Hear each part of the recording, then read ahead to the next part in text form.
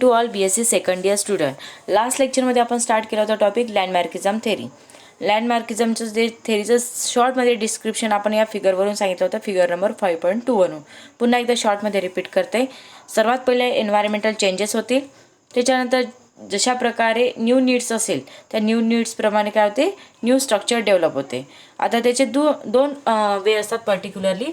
सर्वात पहिला वे एक तर डिस्यूज होईल किंवा स्ट्रक्चर डिजनरेट होईल, आणि दुसरं काय राहते ॲक्वायर्ड कॅरेक्टर्समध्ये की यूज केला जाईल, यूज केल्यानंतर स्ट्रक्चर डेव्हलप होईल बेटर, आणि इनहेरिटन्स ऑफ ॲक्वायर्ड कॅरेक्टर्स राहतील, आणि त्याच्यामुळे काय होईल, origin of new species form होणार. ओके, द नेक्स्ट पॉईंट आहे analysis of Lamarckism theory.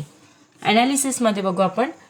First law, the first law of Lamarckism simply emphasize on the growth and progress of organism and their increase truly due to the metabolic activities. आता याच्यामध्ये first लॉमध्ये काय होते, ॲनालिसिसच्या of Lamarckism थेरीच्या first लॉमध्ये Lamarck जे असतात simply emphasise on the growth आणि प्रोग्रेस होते ऑर्गॅनिझमची, ग्रोथ आणि प्रोग्रेस होते ऑर्गॅनिझमची, अँड साईज जे असते ते इन्क्रीज होते, and then due to the metabolic ॲक्टिव्हिटीजमुळे, अँड विच आर कंट्रोल केली जाते by the vital force of life. Control कशाने केली जाते, व्हायटल फोर्स ऑफ लाईफनी. Thus the first law is acceptable. त्याच्यामुळे फर्स्ट लॉ काय होतो, एक्सेप्टेबल राहतो. म्हणजे एनसाइज होणे, ग्रोथ अँड प्रोग्रेस होते ऑर्गॅनिझमची, साईज काय होते, इन्क्रीज होते ट्रूली अँड मेटाबॉलिक ॲक्टिव्हिटीजमुळे, आणि ते कंट्रोल केले जाते व्हायटल फोर्स ऑफ लाईफ. त्याच्यावर हा काय फर्स्ट लॉ जो असतो तो एक्सेप्टेबल आहे. The next is the second लॉमध्ये this law of the development of and organ. याच्यामध्ये काय होते, डेव्हलपमेंट. पहिल्या याच्यामध्ये काय होते, ग्रोथ होते आणि प्रोग्रेस होते ऑर्गॅनिझमची, आणि कंटिन्यू काय होते, इन्क्रीज झाल्यामुळे मेटाबॉलिक ॲक्टिव्हिटीज होतात. आणि याच्यामध्ये मेन काय फंक्शन्स आहे की डेव्हलपमेंट होते ऑर्गनची. याच्यामध्ये ग्रोथ झाला तर याच्यामध्ये डेव्हलपमेंट होते ऑफ ऑर्गनची due to its needs, and it is not acceptable to the modern evolutionist. Modern याच्यामध्ये ते एक्सेप्ट नसतं आहे. Lamarck believe that the organism develop adaptive characters to the live comfortably in the environment.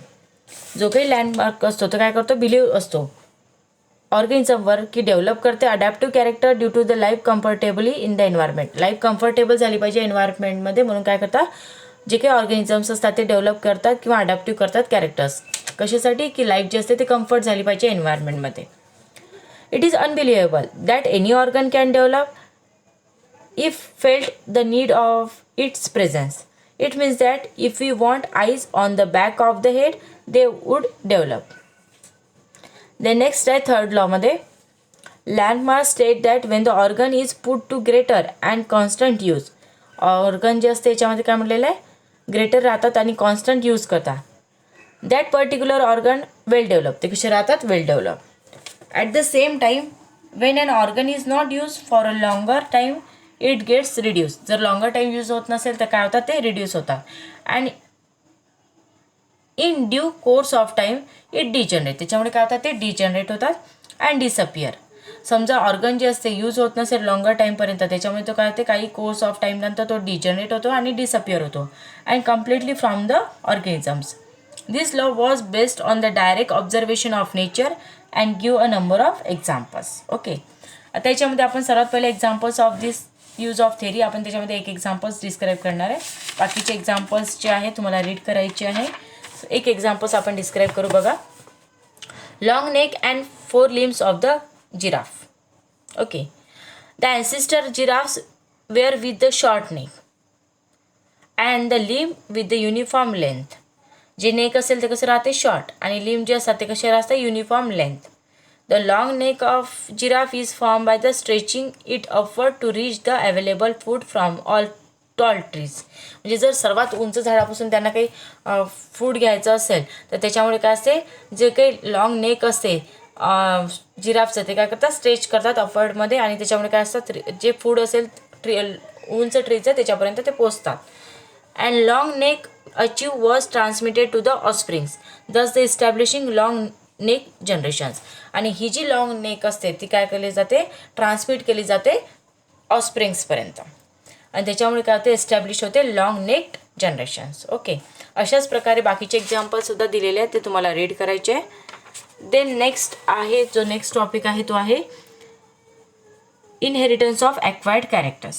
Okay, inheritance of acquired characters जो आहे तो पॉईंटमध्ये बघा, the transmission of character develop by an organism during its life time to the young one is called as a inheritance of acquired characters. म्हणजे जे काही transmission केली जाते कॅरेक्टरची ते डेव्हलप करतात बाय अन ऑर्गॅनिझम. ट्रान्समिशन जे काही केली जाते कॅरेक्टर्सची ते डेव्हलप काय करते, बाय अन ऑर्गॅनिझममध्ये ड्युरिंग इट्स लाईफ टाईमपर्यंत, टू द यंग वन्सपर्यंत. सिम्पल वर्डमध्ये पुन्हा सांगते बघा, इनहेरिटन्स ऑफ ॲक्वायर्ड कॅरेक्टरमध्ये जे काही ट्रान्समिशन केले जाते ऑफ कॅरेक्टरचं ते डेव्हलप काय करते, ऑर्गॅनिझम. केव्हापर्यंत, its life time to the young वनपर्यंत, त्याला म्हणतात inheritance of acquired character. According to the Lamarck the acquired characters are transmitted to the offsprings, and if the offsprings their modification becomes more and more pronounced if they exposed to similar stress of the environment was faced by their ancestors. हे जे characters असते ते काय केले जातात, transmit केले जातात ऑफस्प्रिंग्सपर्यंत. पण जे ऑफस्प्रिंग्स राहतात त्याच्यामध्ये ते काय केले जाते, एक्सपोज करतात to the similar stress of the environment as was face by their ancestors. जे काय करतात, फेस केले जातात, जे काही स्ट्रेस असते एन्व्हायरमेंटचं ते वॉज फेस्ड कोण करते, by their ancestors. After certain generation the offspring produce some different from the original parents establishing was new species. Certain generations नंतर काय होतात, जे ऑफस्प्रिंग्स असतात ते प्रोड्यूस काय करतात, सम डिफरंट राहतात फ्रॉम द ओरिजिनल पॅरेंट्सपेक्षा, अँड इस्टॅब्लिश काय करतात, न्यू स्पेसिस. जसं एक्झाम्पल दिलेलं आहे, the long neck of giraffe is an acquired characters and transmitted to the offsprings and generation after generation. तर लॉंग नेक जे असते जिराफची ती ॲक्वायर्ड करते कॅरेक्टर्स आणि ते ट्रान्समिट करतात ऑफस्प्रिंगपर्यंत, generation after generations. So now in this lecture this topic completed. Thank you.